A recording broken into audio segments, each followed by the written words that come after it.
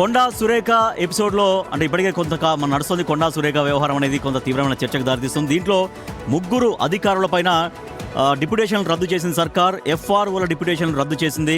వాళ్ళు వెంటనే పీసీసీఎఫ్ కార్యాలయానికి రిపోర్ట్ చేయాలంటూ ఆదేశాలు జారీ చేసింది. సో ఫర్దర్గా దీంట్లో ఎటువంటి పరిణామాలు జరుగుతాయో చూద్దాం. డిఎన్ఏలో ఫస్ట్ టాపిక్ మనం చూద్దాం. కొండా సురేఖ ఎపిసోడ్ క్లైమాక్స్కు చేరింది. పీసీసీ రిపోర్ట్ ఏఐసీసీకి చేరింది. సీఎం రాకతో పరిణామాలు వేగంగా మారుతున్నాయి. అటు ఖర్గేను కొండా సురేఖ కలిసిన లాభం లేకపోయింది అంటున్నారు. ఇంతకీ మరికొద్ది రోజుల్లో తెలంగాణ కాంగ్రెస్లో జరగబోయే పెద్ద మార్పు ఏంటి?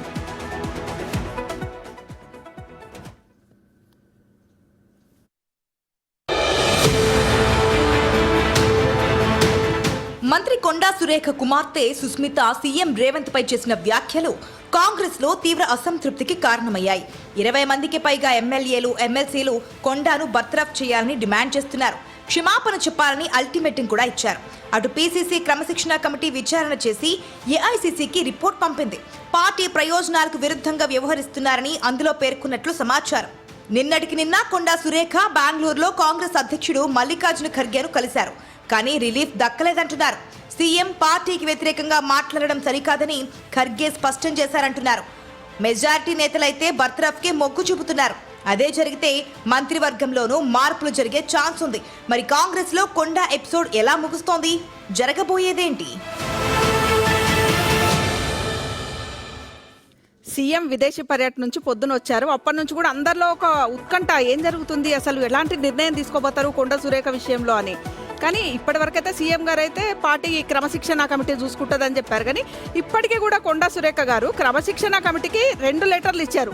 ఒక లెటర్ ఏమో నాకు మా అమ్మాయి అన్న మాటలతో సంబంధం లేదని చెప్పారు. ఇంకొకటేమో నన్ను తీసేయడానికి కుట్ర చేస్తున్నారని చెప్పింది. కానీ ఇప్పటి వరకు కూడా కనీసం మా అమ్మాయి అన్న మాటలు పద్ధతి కాదు, నేను ఖండిస్తున్నాను ఒక మాట లేదు. ఖండిస్తున్నా అని అనుకుంటే సమర్థించినట్టే కదా. ఇప్పుడు అందరు కూడా సగటు పౌరుడు కూడా అంటే పార్టీలకు అతీతంగా సగటు పౌరుడు కూడా అదే ఆలోచిస్తున్నాడు. ఇప్పటికీ మీ అమ్మాయి వ్యాఖ్యల్ని కొండా మురళి గారు కావచ్చు, కొండా సురేఖ గారు కావచ్చు సమర్థిస్తూనే ఉన్నారా? పార్టీ అంటే ఎట్లా అంటే పార్టీలో ఒక ఉన్నత స్థాయిలో ఉన్న ఒక సీఎం, ఆ క్యాబినెట్లో మీరు మంత్రిగా ఉన్నారు, ఆయన ఖండించకపోవడం ఏంటి? ఇంకా సమర్థిస్తున్నంట అంటే మౌనం అంగీకారం అన్నట్టు మీరు 2 లెటర్లు రాసిరు. ఇంకొక లెటర్ ఎందుకు ఇవ్వలేకపోయినారు? నిజమే, క్షమించండి, మా అమ్మాయి అన్న మాటలు తప్పు, ఆ అమ్మాయి మాటల్ని నేను ఖండిస్తున్నాను అని. దాంతోపాటు ఇదానండి, మా అమ్మాయి ఒక పార్టీకి సంబంధించిన వ్యక్తి కాదు కాబట్టి మా అమ్మాయి మాటలు నేను ఖండిస్తున్నా అంటే ఎంత గౌరవప్రదంగా ఉండేది.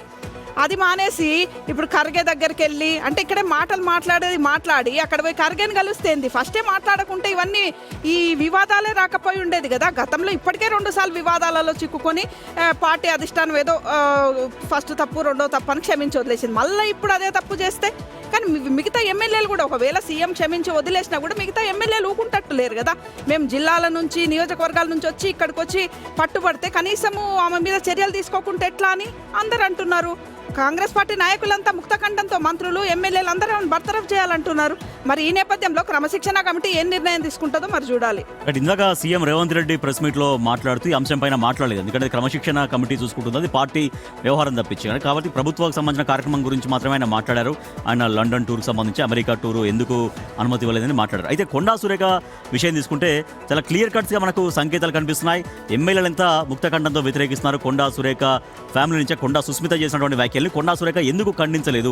ఒక క్యాబినెట్ మంత్రిగా ఉండి క్యాబినెట్ మంత్రిగా ఉన్నటువంటి కొండా సురేఖ ముఖ్యమంత్రిని ఎవరు మాట్లాడినా చాలా తీవ్రంగా రియాక్ట్ కావాలి, ఆ వ్యాఖ్యలను ఖండించాలి. కానీ సొంత కూతురు ముఖ్యమంత్రిని పట్టుకొని కళ్ళు నెత్తికెక్కినాయా మాట్లాడడం, ఇంకా రకరకాలుగా అవసరమైతే ఇంకో సీల్డ్ కవర్లో ఇంకో ముఖ్యమంత్రి వస్తారని మాట్లాడడం, ఇవన్నీ మాటల్ని ఏ రకంగా మౌనంగా ఉంటారు? ఎందుకు ఖండించలేకపోతున్నారు? లేదా తన కుమార్తెతో ఎందుకు క్షమాపణ చెప్పించలేకపోతున్నారు అనేది ఇప్పుడు జరుగుతున్నటువంటి పరిణామాలకు అనేక క్వశ్చన్స్ మనకు రేజ్ అవుతున్నాయి. అయితే ఇందాక కాసేపు కింద మనకు బ్రేకింగ్ న్యూస్ కూడా చూసాము. ఆల్రెడీ మంత్రి కొండా సురేఖతో వీడియో కాన్ఫరెన్స్లో మాట్లాడినటువంటి ఎఫ్ఆర్ఓల డిప్యుటేషన్ కూడా రద్దు చేసింది ప్రభుత్వం. అంటే ఇక సురేఖ విషయంలో ఏం జరగబోతోంది అనేది మనకు అర్థమవుతోంది. మల్లికార్జున ఖర్గేని కలిస్తే మల్లికార్జున ఖర్గే కొండా సుస్మిత వ్యాఖ్యలు సపోర్ట్ చేస్తారా? సపోర్ట్ చేయరు కదా. ఒక ముఖ్యమంత్రిని పట్టుకొని ఎవరు మాట్లాడినా కూడా విత్ ఇన్ ద పార్టీ ఒక మంత్రి ఫ్యామిలీ మెంబరు, దట్టు మంత్రి కుమార్తె స్వయంగా ఆ మాటలు మాట్లాడిన తర్వాత మల్లికార్జున ఖర్గే కాదు, రాహుల్ గాంధీ కాదు, సోనియా గాంధీ కావచ్చు, ఎవరు కూడా యాక్సెప్ట్ చేయరు. దాన్ని ఖచ్చితంగా ఖండిస్తారు. కొండా సురేఖకు అండగా పార్టీ అధిష్టానం ఉంటుంది అని ఏమాత్రం మనకు కనిపించట్లేదు. కాబట్టి వాళ్ళ ఎమ్మెల్యేలు చాలా తీవ్రంగానే మాట్లాడుతున్నారు కొండా సురేఖను బర్తరఫ్ చేయాలని. ఇప్పుడు ఆ ఉమ్మడి వరంగల్ జిల్లాలో ఉన్నటువంటి కాంగ్రెస్ ఎమ్మెల్యేలు ఏ ఒక్కరు కూడా కొండా సురేఖ వైపు లేరు. ఇప్పుడు ఆల్రెడీ ముఖ్యమంత్రి వచ్చారు కాబట్టి మరి రేపు ఎల్లుండి ఏం జరగబోతుంది, ఆల్రెడీ పీసీసీ క్రమశిక్షణ కమిటీ సంబంధించిన నివేదిక ఏఐసీసీ కూడా చేరింది కాబట్టి ఎటువంటి పరిణామం జరుగుతుందో చూడాలి. ఇంకా ఎస్ కొండా సురేఖకి సంబంధించి వివాదాలు ఈ రోజేం కొత్త కాదు. తెలంగాణలో కాంగ్రెస్ పార్టీ అధికారంలోకి వచ్చినప్పటి నుంచి చూస్తే అనేక విషయాల్లో మాట్లాడడం జరిగింది. వరంగల్ ఎమ్మెల్యేలు వర్సెస్ కొండా సురేఖ దంపతులు అప్పుడు క్రమశిక్షణ కమిటీ ముందుకు వచ్చారు, మాట్లాడారు, వివరణ ఇచ్చారు, అక్కడ ఎంతో కొంత నచ్చ చెప్పింది, ప్రయత్నం చేసింది, వెళ్ళారు. ఆ తర్వాత కడియం శ్రీహరి విషయంలో, దేవదేశాఖ విషయంలో ఆయన ఇన్వాల్వ్ అవుతున్నారన్నారు. కడియం శ్రీహరి కూడా మాట్లాడారు. అక్కడ నాకు ఉన్నటువంటి ప్రోటోకాల్స్ ప్రకారం నేను మాట్లాడడం జరిగిందన్నారు. After that Naga Chaitanya Samantha episodes గురించి మాట్లాడారు. దాంట్లో కేటీఆర్ ఇన్వాల్వ్ చేసి మాట్లాడారు. దాని గురించి కూడా మళ్ళీ క్షమాపణలు చెప్పారు. మొన్న మళ్ళీ జై శ్రీరామ్ అంటూ 2026లో మొన్న మేలో చేసినటువంటి కామెంట్స్ దీని గురించి కూడా మాట్లాడడం జరిగింది. ఒకటి కాదు, రెండు కాదు, ఇట్లా అనేక సందర్భాల్లో మాట్లాడడం జరిగింది. గతంలో ఇదే సుస్మిత రేవంత్ రెడ్డి సంబంధించి సీఎం గురించి మాట్లాడుతున్నప్పుడు కూడా మళ్ళీ ఒకసారి మాట్లాడడం, వివరణ తీసుకున్న తర్వాత క్లారిటీ ఇచ్చారు. అప్పుడు కూడా సారీ చెప్పారు.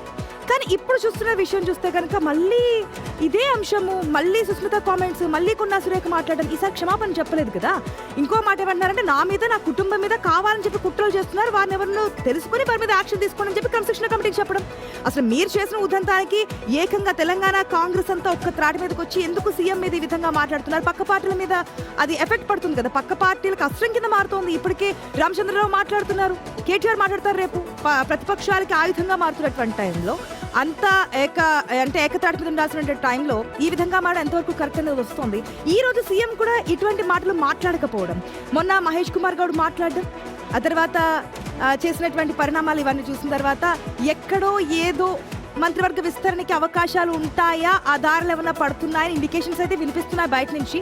మరి ఏం జరగబోతుంది ఏంటి అనేది రాబోయే రోజుల్లో వెయిట్ చేసి చూద్దాం. రైట్, ఒక మంత్రిగా బర్తరఫ్ చేస్తారా లేదనేది ఇప్పుడు ఒక ఉత్కంఠభరితంగా ఉంది పరిస్థితి. ఒకసారి అంటే ఈ సమయంలో ఒక క్వశ్చన్ కూడా మనకు కనిపిస్తోంది, కొండా సురేఖ ఎపిసోడ్లో సంచలనాలు ఉంటాయా? ఎందుకంటే మల్లికార్జున ఖర్గేని కలిసిన తర్వాత కూడా ఎటువంటి ఆశ కనిపించట్లేదు కొండా సురేఖలో. కాబట్టి కొండా సురేఖ విషయంలో సంచలనాలు ఉంటాయా అన్న క్వశ్చన్ అయితే మనకు ఉండే ఛాన్సెస్ ఉండే అవకాశం. అవును అవును అవును